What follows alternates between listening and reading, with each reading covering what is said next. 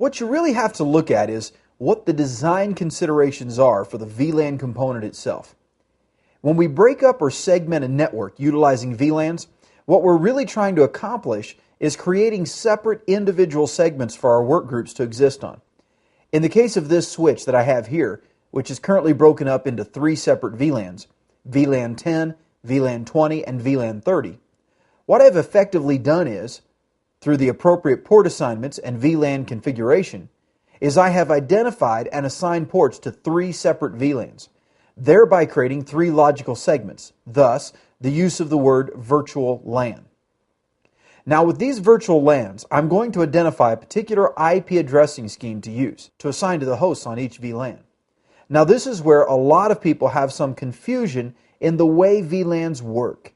A VLAN is nothing more than an identified broadcast domain. And it's identified because there are ports assigned to a given VLAN ID, such as VLAN 10. VLAN 10 is what is created on the switch. Then what I do is I go into each individual's switch port that I would like to belong to VLAN 10, and I assign it to VLAN 10. The VLAN itself does not have any type of layer 3 IP addressing assigned to it. Instead, it is the host devices that exist in the VLAN that are going to be assigned IP addresses in this range. Very much like if you had a standalone IP segment, you would always assign individual and unique host IDs to every host on that segment, making sure that they correlate with the network ID of that segment. So that's exactly what VLANs do as they relate to layer 3.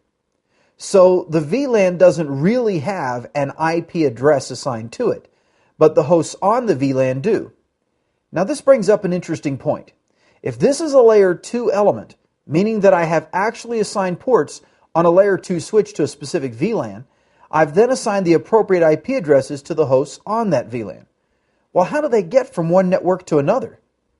Well, you've got to put this in perspective. We can't get from one network to another without some sort of routing.